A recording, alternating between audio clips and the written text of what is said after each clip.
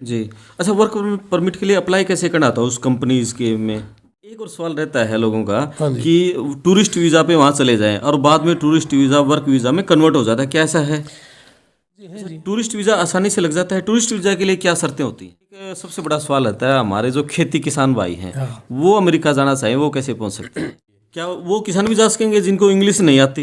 ये बताओ, जैसे अपने आईटीआई वाले बच्चे हैं या इसने आईटीआई से प्लम्बर का कोर्स कर लिया या मैकेनिक का कर लिया, कोई गाड़ी का बिजली का कर लिया। बिजली का कर लिया, हाँ। इन लोगों के लिए क्या स्कोप है वहाँ पर? गजब का। तो हमारे देशों को ऑस्ट्रेलिया, कनाडा, अमेरिका जाना चाहिए, पैसे कमाने चाहिए। उन लोगों के पास पैसा ज़्यादा है, वो डॉलर में है, और यहाँ अपने देश को समर्थ सर, बनाए। वर्क वीज़ा अमेरिका में कोई वर्क वीज़ा पे जाना चाहिए, वो कैसे लगता कि है? कोरोना की वजह से 2 लाख एप्लीकेशन पेंडिंग पड़ी हैं, जिसकी वजह से अमेरिकन एम्बेसी ने सारे वीज़ा बंद कर रखे हैं। सिर्फ एक ही वीज़ा चल रहा है, वो है स्टडी वीज़ा, जी। बाकी सारे बैन हैं। तो ये जो डोंकी से द्वारा जाते हैं वो सिस्टम क्या है?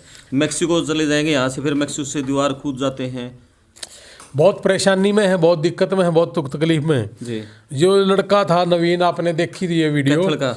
ये डोंकी से ही गया था जी। उसके पास ना सोशल सिक्योरिटी था, ना उसके पास वर्क परमिट था। जब ये दोनों चीज ना हो तो उसके पास इंश्योरेंस भी नहीं होता, जी। और वहाँ का जो इलाज है बहुत महंगा होता है, तो इसलिए वो असमर्थ था। और लोग ज़्यादातर इसलिए नहीं दिखा सकते क्योंकि वहाँ पे अपॉइंटमेंट 1.5 महीने में मिलती है। जी। हमने वो इसलिए दिखा दिया कि मेरा भाई खुद डॉक्टर था, और हमारी यारी इंटरनेशनल एक संस्था है अमेरिका में, और यारी इंडिया में काम करती है। जी। उस अमेरिका वाली संस्था के साथ ही मिलकर हम करते हैं। तो हमारे कुछ साथी डॉक्टर हैं जो यारी इंटरनेशनल के जो है ना कोऑर्डिनेटर हैं। जी।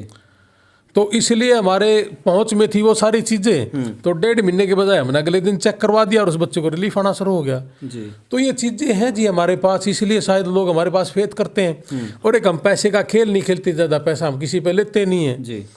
तो ये सर, ये डोंकी से ना, जैसे अपना कैथल जिला है, करनाल है, कुरुक्षेत्र है, वहाँ एक 1.5 किला लोग बच्चे बेच कर और फिर यहाँ से मैक्सिको जाते हैं, मैक्सिको दीवार कूदते हैं, फिर वहाँ शरणार्थी बनते हैं, जेलों में बंद रहते हैं। अभी पिछले दिनों एक खबर आई थी 20,000 बच्चे अमेरिका की जेलों में बंद हैं। जी, बिल्कुल सच बात है, ये सच है।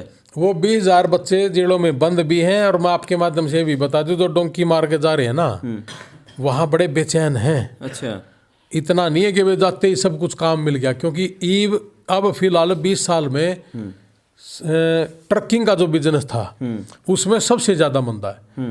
लेकिन ऐसा भी नहीं है कि भाई उसमें पैसा नहीं है। आज भी मंदे में भी 8 से 10 लाख रुपए महीना है। ट्रक ड्राइवर कमा लेता ट्रक ड्राइवर कमा लेता है जी। लेकिन जो ये लोग जा रहे हैं ना, इनका जाते ही तो ना तो लाइसेंस बनना, ना वर्क परमिट मिलना। इनको एक वो चिप लगाते हैं, चिप जी, कि उस लोकेशन से दूर ना जाए, लोकेशन लगा दी। ओके। तो 5-6 महीने में तो लोकेशन में लग जाते हैं हटने में। जी। और उसी दायरा में अगर 100 आदमी चले गए तो एकदम 100 को काम नहीं मिलता। उसी दायरे से बाहर जब जाएगा जब वो लोकेशन दूर होगी। तो ये कुछ चीज़ें हैं जो सरकार की धीरे धीरे ठीक होती हैं।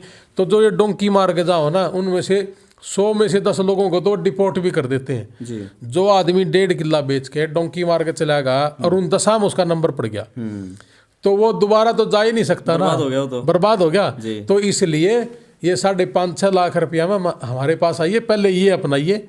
इसमें अगर बाई चांस 19-21 बात हो जाए, 2 बार 3 बार कोई दिक्कत नहीं, रिफ्यूजल आ भी जा, देर से वो निकल जाएगा। तो यहाँ आना चाहिए, इस रास्ते से जाना चाहिए। 5 साल का वीजा मिलता है, आना जाना रहता है, माँ बाप से मिलता है। 5 साल का वीजा, स्टडी वीजा मिलता है? स्टडी वीजा 5 साल का मिलता है। 2 साल पढ़ाई, 1 साल के लिए काम, फिर उसके बाद 2 साल के लिए फिर एक्सटेंड हो जाता है काम। उसके बाद अपना जैसे मन चाहे वैसे रहे। जी। अच्छा, ये बताओ सर, जैसे जो डोंकी से जाते हैं फिर वहाँ शरणार्थी बन जाते हैं, वहाँ उनको वर्क करने की परमिट मिल जाती है? मिल जाता है। क्या उनको भी ग्रीन कार्ड आगे मिल जाती है? बहुत से जो रिपोर्ट नहीं होते, उसके बाद फिर क्या होता है कि 7-8 साल के बाद ग्रीन कार्ड मिल जाता है बहुत से लोगों को। लेकिन उसके बावजूद भी बहुत से लोग ऐसे हैं जिनको डिपोर्ट कर दिया जाता है। लेकिन 8-10 साल में तो वो पैसे वाले बहुत हो जाते हैं। अच्छा, वर्क वीजा मान लिया अभी तो बंद है, वर्क वीजा जब खुले उसकी कितनी फीस रहती है? उसके लिए क्या उसकी अभी कोई नॉलेज नहीं है जी, क्योंकि अभी वो खुला नहीं है। अब उनके क्या नए नियम आएंगे, जब नियम आएंगे तो मैं अपने सारी चीज़ अपडेट करवाऊंगा। अभी वो सारी चीज़ें पिछले 2-3 साल से बंद है, अब इन्होंने बंद कर ही रखा है। तो अच्छा, एक और बताऊं मैं आपको, जो ये वर्क परमिट है ना, ये एक बड़ा बहमसा है अपने गाँव में।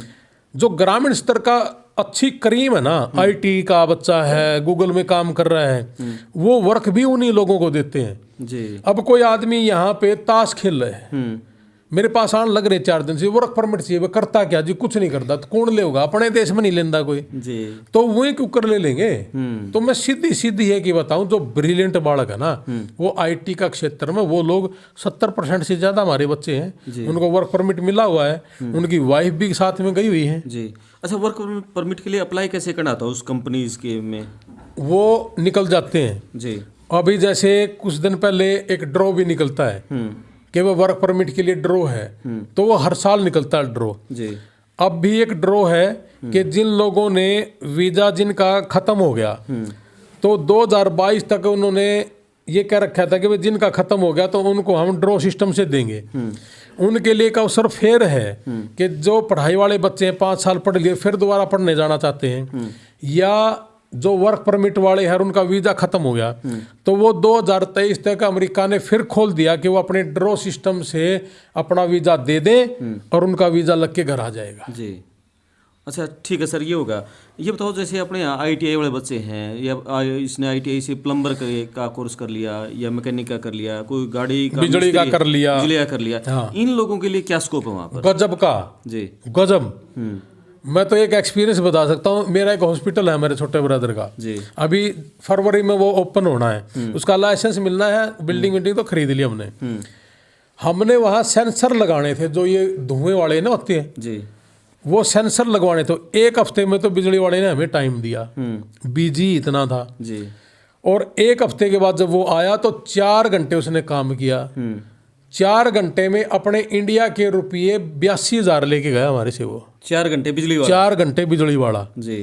तो आप देख लो कितने के रुपये इन कामों में, प्लम्बर वाला, एसी वाला, बिजली वाला, ये हाथ वाले तो मिलते ही नहीं लोग। तो क्या ये डिग्री है जो आईटीआई यहाँ से मान्य है वहाँ पर? यहाँ से सीखा हुआ हो जी, और वहाँ पे जाके काम कर ले, मान्य है, कोई दिक्कत नहीं है। अच्छा। हाँ जी। और ये एक सबसे बड़ा सवाल रहता है, हमारे जो खेती किसान भाई हैं, वो अमेरिका जाना चाहें, वो कैसे पहुंच सकते हैं? 1 साल के बाद मेरे से मिले, मेरे 2 यूनिवर्सिटियों के साथ टाई अप है।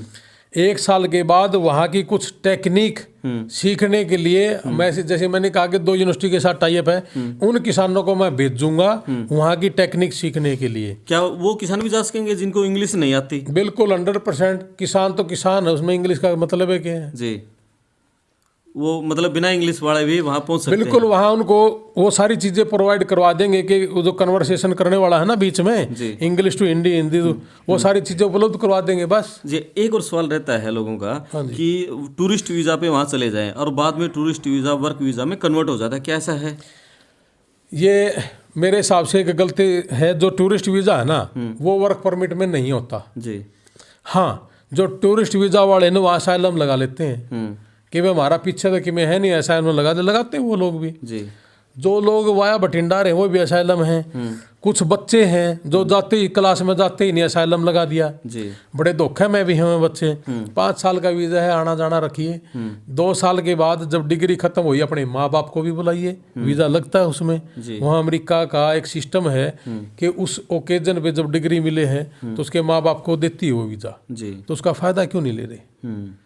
तो ये सारी चीज़ें हैं जी। टूरिस्ट वीज़ा आसानी से लग जाता है? टूरिस्ट वीज़ा के लिए क्या शर्तें होती हैं? टूरिस्ट वीज़ा बहुत सी चीज़ों को देखना पड़ता है, उसके खाते में कितने पैसे हैं, वो क्यों घूमने जाता है, या घूमने वाला आदमी है कि नहीं, उसकी ट्रैवलिंग हिस्ट्री कैसी है, क्या करने जा रहा है, वो बहुत सी चीज़ें हैं, देखते हैं जी। बहुत से लोग, अभी एक बंदा आता कि जी मैं वहाँ से स्पॉन्सरशिप मंगवा दूंगा। तू यहाँ करता क्या, खेती करूँ, तो स्पॉन्सरशिप किस चीज़ की लेगा। मान लिया किसी डॉक्टर ने स्पॉन्सर कर दिया कि मैं पैसे दूँ घूम लेगा, तो जाएगा क्या लेने। अगर वहाँ ऐसी चीज़ निकल आई कि जी किसानों को कोई टेक्निक सिखानी है, फिर तो एक रेलिवेंस बनती है जी कि ये किसान वहाँ देखने जाएगा क्योंकि निकला हुआ है, एक मेला लग गया, फेयर है जी। और जो चीज़ उसकी मिलती नहीं आपस में कि किस लिए जा रहा है, तो फिर उसका क्या करेगा। मेरे पास पिछले 3-4 महीने से एक ही बात है, वहाँ मैसेज आते थे कि जी एक गोरा 4 लाख खा गया, एक 2 लाख खा गया, एक 1.5 लाख खा गया। उनको पता चल गया कि ये लोग बेवकूफ़ हो रहे हैं, वो अपने मैसेज करें। मेरे ही फेसबुक पे आप देखोगे जाके बिटकॉइन वालों के मैसेज हैं, ये मैसेज है कि मैं एस्ट्रोलॉजर हूँ, कोई ये कहता है कि जी मैं आपको वर्क परमिट दिलवा दूंगा, मैं कहता हूँ वर्क परमिट बंद है, फिर पैसे फंसा रहे हैं। जी। पागल हो गए दो लोग, सही रास्ता अपनाइए। अच्छा ये बताओ सर, जैसे ना ऐसा अमेरिका में क्या है, पूरा हरियाणा क्यों पागल हो रहा है? पैसा डॉलर 82-83 रुपये हो रहा है, 1,000 रुपये होने के बाद 82,000 रुपये हैं, क्या ना कहें 82,000 रुपये।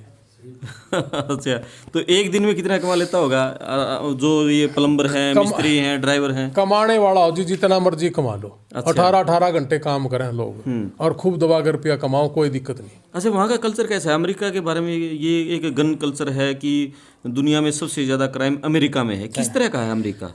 अपने भी तो हर रोज रेप हुए हैं जी, रोज मर्डर भी होते हैं, उस तरह से कुछ गंदे वहाँ भी हैं जी। वो तो हर कंट्री में होते हैं जी, लेकिन वहाँ कोई कुछ नहीं कहता जी। अपने तो बल्कि फिर भी यूँ कह दे ब्राह्मण है, जाट है, ये फलाना है, ढिमका है। वहाँ अगर किसी मॉल के आगे 50 आदमी खड़े तो 30 आदमी अलग अलग देशों के हैं और बड़ी इज्जत के साथ देखते हैं वो लोग जी। उनको ये रहता है कि बाहर से आए हैं और काम करने के लिए आए हैं, हमारे देश को तरक्की दे रहे हैं। वो ये कहते हैं कि आप पैसा कमाइए, खूब पैसा कमाओ, पैसे वाले बन जाओ, लेकिन हमारे देश के साथ गद्दारी ना करो। यही हम भी तो कहते हैं हमारे देश में कि आओ पैसा कमाओ, हमारे साथ गद्दारी ना करो। सेम सिचुएशन है, वो लोग इज्जत से देखते हैं, कोई जात पात नहीं है। अच्छा, भेदभाव नहीं है? ना ना ना, कुछ नहीं है। अच्छा, क्यों वहाँ तो काले और गोरों में पहले से ही भेद था? ऐसा जी, सारी उंगलियां तो बराबर वहां भी नहीं है जी। कुछ एक तो गंदे बहुत और गंदी नजर से देखेंगे लोग, जो नशेड़ी हैं, चोर डकैत हैं, कोई बंदूक लेकर चलागा, उनमें गोरे भी हैं, अकेले वो थोड़ी हैं जी। गोरे भी हैं, वो भी हैं, वो थोड़े हैं ज्यादा हैं। आप वहाँ कौन से शहर में रहते थे? मैं तो फ्रेजनो में था। अच्छा, कैलिफोर्निया में फ्रेजनो एक शहर है जी। उस शहर में था जहाँ बादाम सबसे ज्यादा है। अच्छा, हाँ जी। आपकी एक वीडियो बड़ी वायरल हो रही है बादाम वाली। बादाम दा बिल्कुल। जी जी जी। अच्छा बताओ, मौसम कैसा है वहाँ का? जैसे अब ठंड है वैसे ही वहाँ भी ठंड है, जी। थोड़ी सी ज़्यादा है बस। जहाँ से गर्मी होएगी तो गर्मी भी हो जाती है कैलिफोर्निया में जी। वहाँ तरह तरह की ऋतुएं हैं, जैसे अपने यहाँ भी हैं। कैलिफोर्निया एक ऐसी स्टेट है, जैसे हरियाणा है ना, गर्मी सर्दी पतझड़ ये सब, वो सारे की सारी वहीं है, इंडिया की तरह ही है 100%, कोई दिक्कत नहीं। अच्छा ये बताओ, जैसे वहाँ कुत्तों का बिल्लियों का बड़ा शौक है लोगों को, और पर्यावरण का भी बड़ा वहाँ बचा के रखा हुआ लोगों ने अभी तक। यहाँ भी है कुत्ते बिल्ली का शौक तो लोगों को, वहाँ भी है जी। और वो लोग है ना हर चीज से प्यार करते हैं जी। पर्यावरण से। पेड़ पौधे इतने ज्यादा लगा रखे हैं, अपने तो खेतों में अब इतने हैं भी नहीं जी। उन लोगों ने हर घर में पेड़ पौधे हैं जी। और सुबह शाम पानी देना उनकी नेचर है। ऑक्सीजन बहुत ज्यादा इसीलिए है, ठंड भी इसीलिए है कि पेड़ पौधे बहुत ज्यादा हैं जी। अब फ्रेजनो में तो यूँ समझो किसी का 30,000, एक मेरा दोस्त है 30,000 किले बादाम के बाग है उसके पास जी। आपने देखे भी होंगे, हमारे भी वहाँ बादाम के बाग थे, आपने मैंने दिखाया भी था वहाँ। तो कहने का मतलब है लोगों को शौक है ग्रीनरी में रहने का जी। एक सबसे बड़ी बात है कि कोई भी गाड़ी वाला हॉर्न बजाता ही नहीं। अच्छा। अपने हाथों बगैर काम के भी हॉर्न बजाते हैं, T T T T G. वो तो बड़े सभ्य आदमी है जी। अगर मैं यहाँ बैठ कर नहीं क्योंकि हमारा देश ऐसा है, वहाँ देश कुछ लोग मेरे को ये देखे कहेंगे हवा लगी इसके अमेरिका चला गया। उन लोगों की वो चीज़ अच्छी है कि कोई चौराहे पे गाड़ी नहीं है जी। लेकिन वो गाड़ी चौराहे पे पक्का खड़ी होगी, चाहे कोई है ना है, चाहे रात के 2:30 बज रहे हो, अच्छा, रोक के चारों तरफ देख के फिर चलेगी। और अगर मान लिया चौराहे पे चारों तरफ गाड़ी खड़ी होगी तो जो सा सबसे पहले आगे खड़ा होगा पहले वो जाएगा जी। फिर दूसरे नंबर वाला, फिर तीसरे नंबर वाला। उनका बड़ी थ्योस है। और ये कहते हैं कि पहले आप जाइए, पैदल वाला जाइए। आप पैदल चल रहे हो और पीछे से गाड़ी 100 की स्पीड में है, गाड़ी एकदम ब्रेक मारेगी। पहले पैदल, फिर साइकिल वाला, फिर गाड़ी। आप एक सभ्य लोग हैं जी। आप एक संस्था चलाते हैं, यारी इंडिया, यारी इंटरनेशनल, वो संस्था क्या काम करती है, थोड़ा सा उसको बताइए। यारी इंडिया गरीब लोगों की हेल्प करती है। जो लोग इंडिया में, मैं यहाँ से जाने से पहले यारी इंडिया के थ्रू 300 परिवारों की हमने ज़िंदगी बचाई है। जैसे ये भाई डाटा से बैठे मेरे जी, इन्होंने मेरे को टेलीफोन किया जब मैं अमेरिका गया था उससे पहले कि जी एक लड़का है, पिताजी है नहीं, कमाने वाला वही था और वो एक्सीडेंट हो गया जी। तो हमने उसका इलाज करवाया, गांव के लोगों ने भी दिया उसके बाद। ऐसे ऐसे बहुत से बच्चे थे जिनका हमने शुरुआत करी तो बाद में कुछ लोगों ने और हेल्प करी और बच गए। 300 परिवार की जिंदगी बचाई हमने जी। और यार इंटरनेशनल लेवल अमेरिका में काम करती है जी। अब करके तो आए हैं। वो नवीन ढुल का जैसे मदद की थी यार इंटरनेशनल ने किया। कितने बच्चों की वहाँ मदद कर चुके हैं आप लोग? ऐसा जी 14,000 बच्चों को नशे से बाहर निकाल चुके हम वहाँ। अच्छा, अमेरिका में? अमेरिका में भी और इंडिया में भी जी। मतलब 1 to 1 अगर बात करें तो 14,000 बच्चों को नशे की गिरफ्त से बाहर निकाल दिया और इंडिया में 300 फैमिलियों को मरने से बचा लिया। किस तरह का नशा ज्यादा है अमेरिका में? जैसे ये रहा वही है सारा, अच्छा, शराब, अफीम, गांजा, सब कुछ है वहाँ भी, यहाँ भी वो सब कुछ तो है। ओपनली मिल जाती है ये चीजें वहाँ पर? बिल्कुल ओपनली। तो हमारे बच्चे जो ये पढ़ने के लिए जाते हैं ये बचे रहते हैं उससे? देखिए इनके ऊपर खुद के ऊपर डिपेंड है।